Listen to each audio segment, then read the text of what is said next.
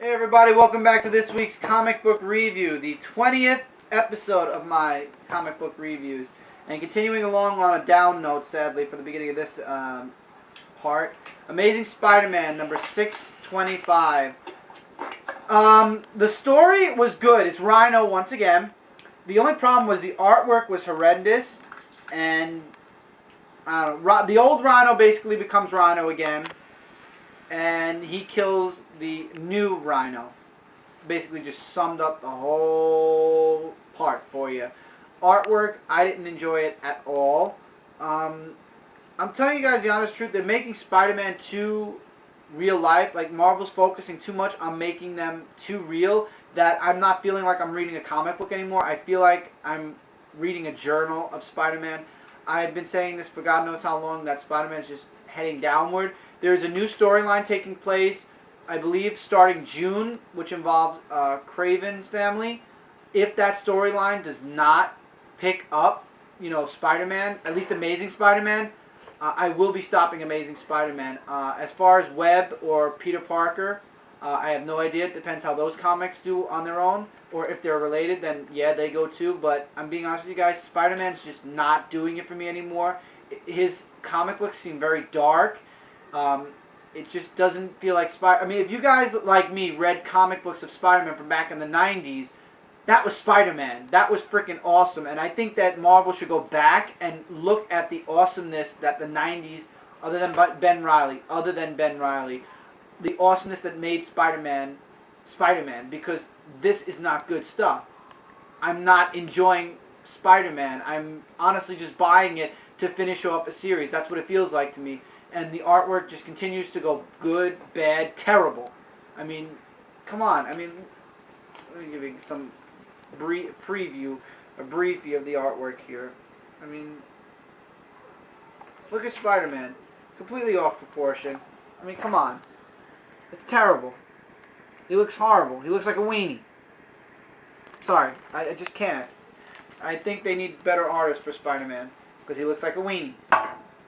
Okay, now getting into something good. Dark Avengers, Siege tie-in number 15.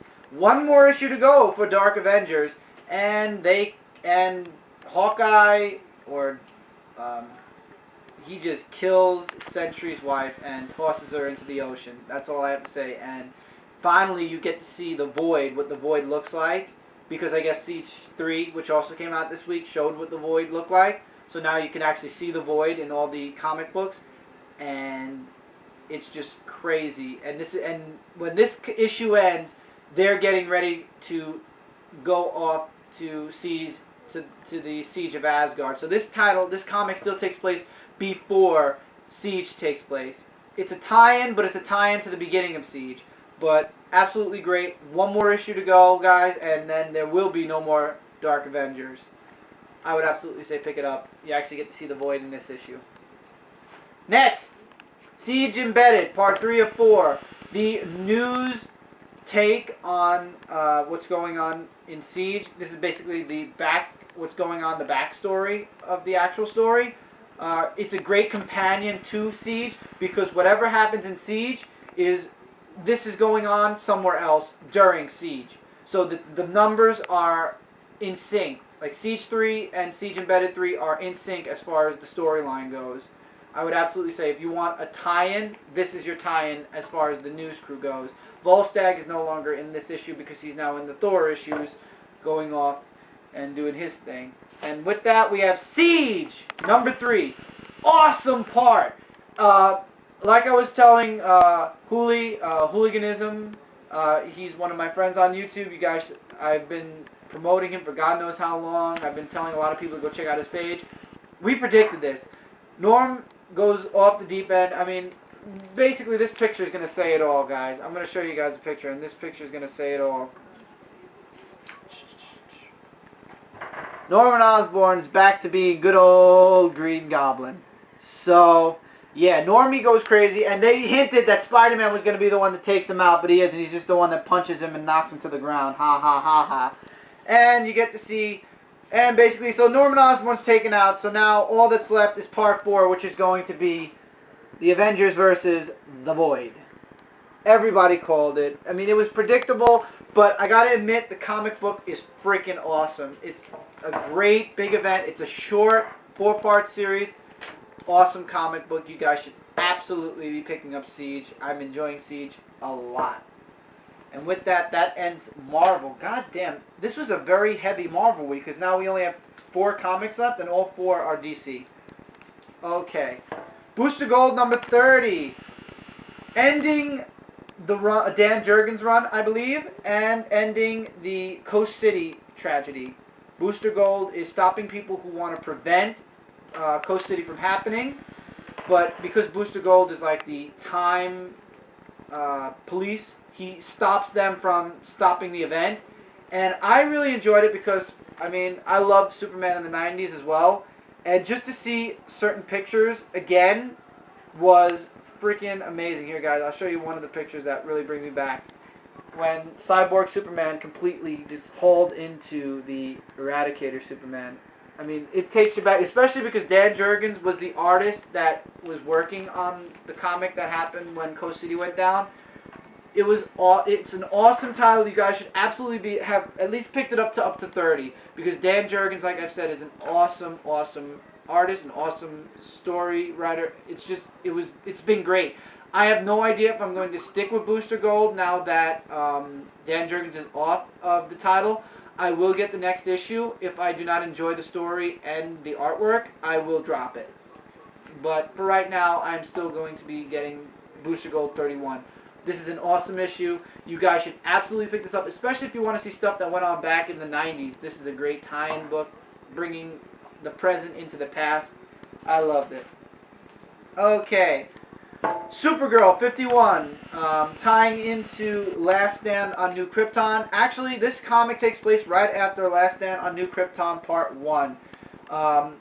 It's a Superboy, Supergirl heavy. You don't see Superman in this issue at all.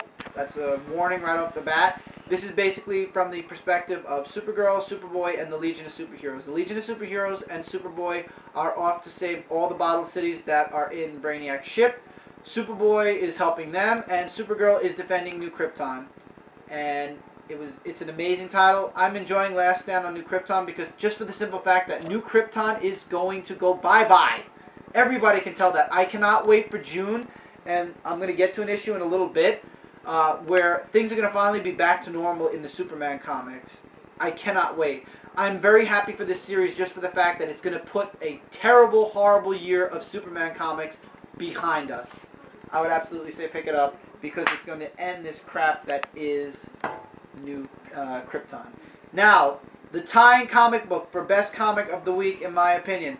First one, Blackest Night tie-in, the last Blackest Night tie-in, the oversized Green Lantern Corps number 46.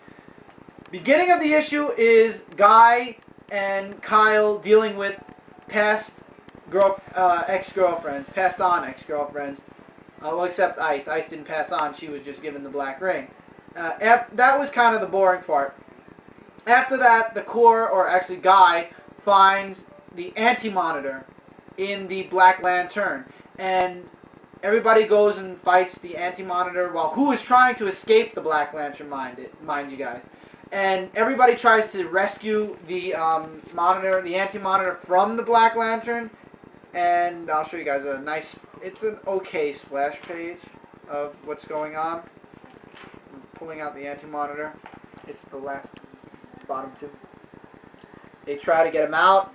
Sadly, Necron comes in and he gets sucked back into the lantern, and all the lanterns go off to fight Necron, to be continued in Blackest Night number 8, which will be coming out in about approximately 2-3 weeks. I cannot wait. Like I've been telling you guys, Blackest Night, man. You guys should absolutely be picking up this series, and with that I'm getting the finger. So come back for part 3 for the tying best comic of the week and my closing remarks on this milestone 20th episode.